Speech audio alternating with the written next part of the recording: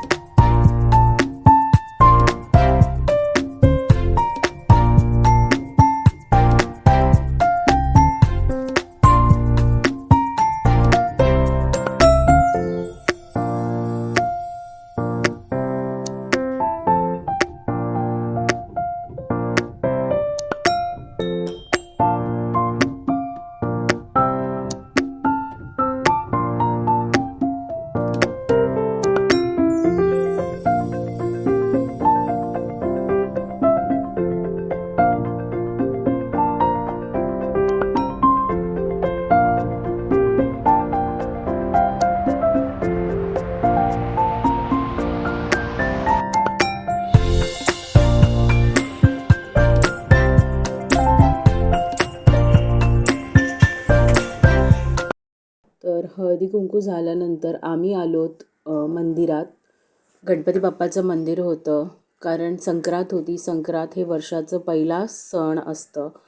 तर आजच्या दिवशी मंदिरात जायचं असतं, ताकी वर्षभर जे आहे ते आपलं निर्विघ्नपणे आणि छान आणि चांगल्या प्रकारे जावं.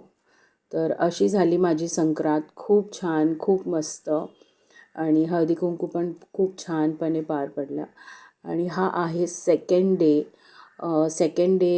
प्रथाच्या शाळेत एक्झिबिशन होता. तर तिथेच आम्ही आलेलो आहोत, सायन्स एक्झिबिशन, जिथे वेगळ्या वेगळ्या शाळेच्या मुलांनीही पार्टिसिपेट केलेलं आणि खूप छान छान असे प्रोजेक्ट्स त्या लोकांनी तयार केलेले आहेत.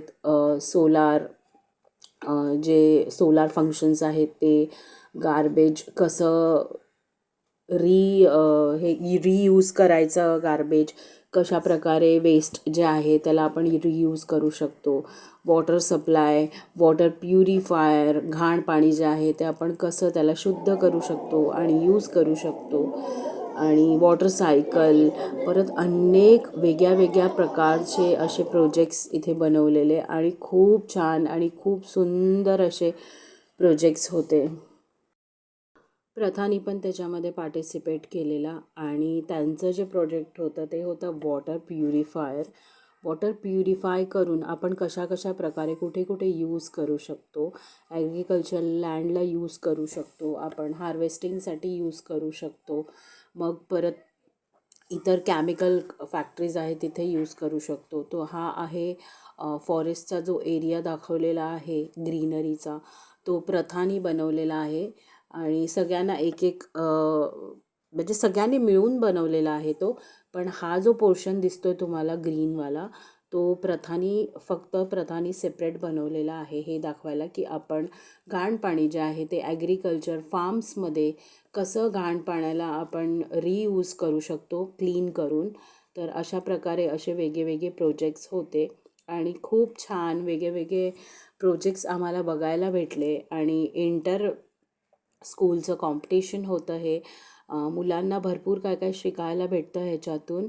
त्याच्यामुळे खूप बरं वाटलं, आणि खूप म्हणजे एक कॉन्फिडन्स लेवल वाढतो मुलांमध्ये अशा प्रोजेक्ट्समुळे. आणि पॅरेंट्स लोकांना पण वर्कआउट करायला भेटतं मुलांच्या पाठीमागे. सो ओव्हरऑल खूप छान आणि चांगला एक्सपिरियन्स होता. Good morning guys. हा आहे मागील गणपतीचा दिवस. आजच्या दिवशी मागील गणपती बाप्पांचं आगमन झालेलं आहे. सो माझी दिवाबत्ती करून झालेली आहे, आणि आज आम्ही करणार आहोत मोदकांचा बेत. तर उकडीचे मोदक असे बनवणार आहोत आम्ही. तर या मोदकांना सगळ्यांचा हातभार लागलेला आहे. त्याच्यामुळे प्लीज डोंट माइंड. सरळ झालेले आहेत, वाकडे तिकडेही झालेले आहेत आणि वेगळ्या वेगळ्या आकाराचे मोदक तुम्हाला भेटतील. तर प्लीज असं कमेंट करू नका की काय आहे हे. कसं आहे की फॅमिलीमध्ये एकत्र जेव्हा मिळून मिसळून आपण काम करतो, ती मजाच वेगळी असते आणि तो अनुभवच वेगळा असतो आणि मुलांना यातून भरपूर काय काय शिकायला भेटतं. त्याच्यामुळे आपल्या रीतीभाती जे आहेत, आपल्या गोष्टी ज्या आहेत ते त्यांना शिकायला भेटतं आणि ते सगळ्या आपल्या रिलिजियस फंक्शन्स असतात, रिलिजियस कुकिंग असतं, जे आपलं पारंपरिक खाणं असतं, त्यालाही मग ते अटॅच होतात. त्याच्यामुळे याच्यामध्ये जे मोदक आहेत ते मी बनवलेले आहेत, प्रथानी बनवलेले आहेत, तपस्यानी बनवलेले आहेत, नितीननी बनवलेले आहेत. तर असे सगळे वेगळे प्रकारचे वेगळे मोदक तुम्हाला बघायला भेटतील. पण लिटरली आम्ही खूप एन्जॉय केलं मोदक बनवताना आणि खूप मजा आली आणि खाताना तर एवढी बोलतात ना खूप बरं वाटलं की कसं आपण जे हाताने ज्या गोष्टीला आकार देतो ती गोष्ट आपण जेव्हा खायला घेतो तेव्हा किती बरं वाटतं. ह्याचा आनंद फक्त खाणाऱ्यालाच माहिती आहे.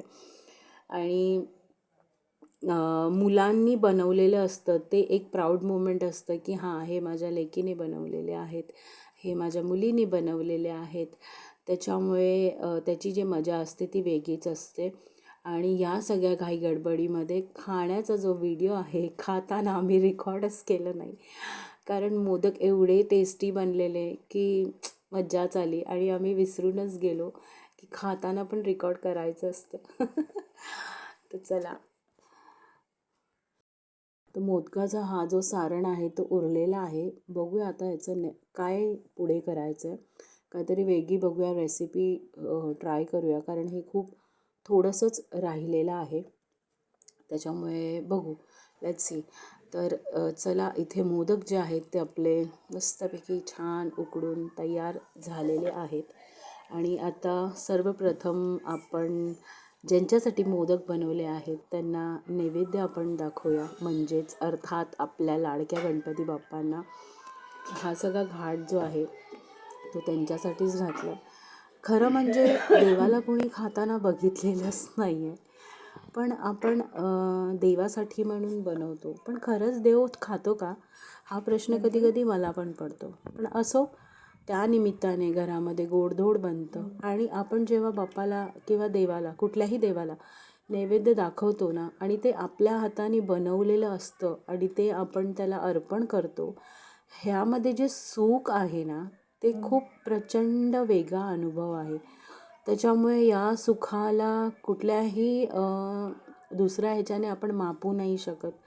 हो, अर्थातच तो प्रसाद आपणच खातो.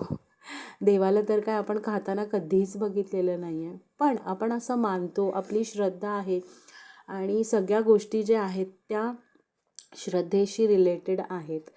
तर श्रद्धा जर एखाद्या माणसाचे भाव आणि श्रद्धा खरी असली ना, की मग असं म्हणतात की तो देव पण कुठेतरी असा प्रसन्न जागा होतो, म्हणजे असं म्हटलं जातं. त्याच्यामुळे ह्या सगळ्या गोष्टी विचार नाही करायचे की खरंच देव खातो का, किंवा खरंच आपलं काम आपण करायचं की हां बाबा, हे आपल्याला आपलं पहिल्यापासून पूर्वजांनी जे करत आलेलो आहोत त्या गोष्टीमध्ये आपण इन्वॉल्व व्हायचं आहे आणि आपण करायचं आहे. आणि इवन आपल्या पुढच्या पिढीला पण हे दाखवून द्यायचं आहे की त्यांना पण ही गोष्ट जमली पाहिजे, आली पाहिजे.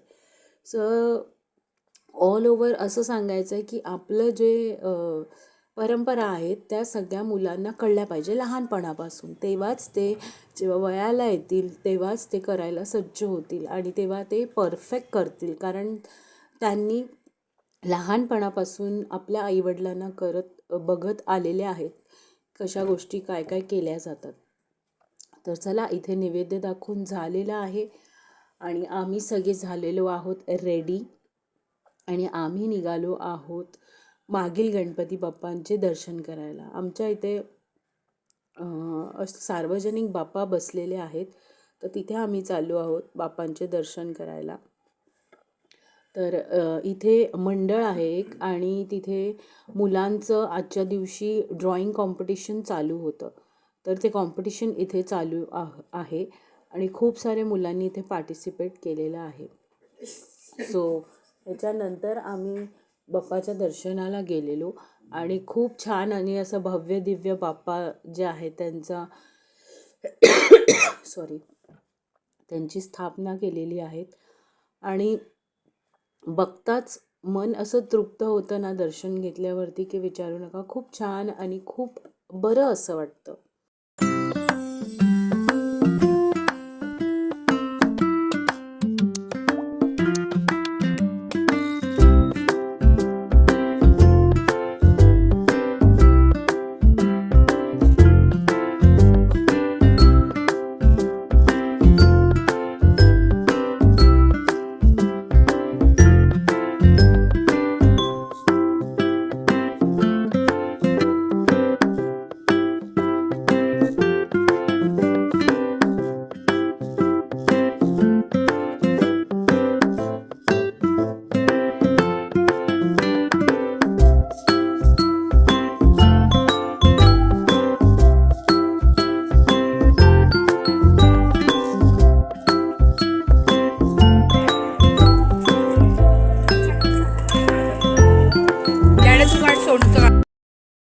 तर हे काही फोटोज आहेत जे माझ्या घरी हळदी कुंकू असताना काढलेले आहेत. प्लस माझी फ्रेंड होती तिच्या घरी आम्ही गेलेलो हळदी कुंकूला, त्या निमित्ताने फोटो काढलेले आहेत.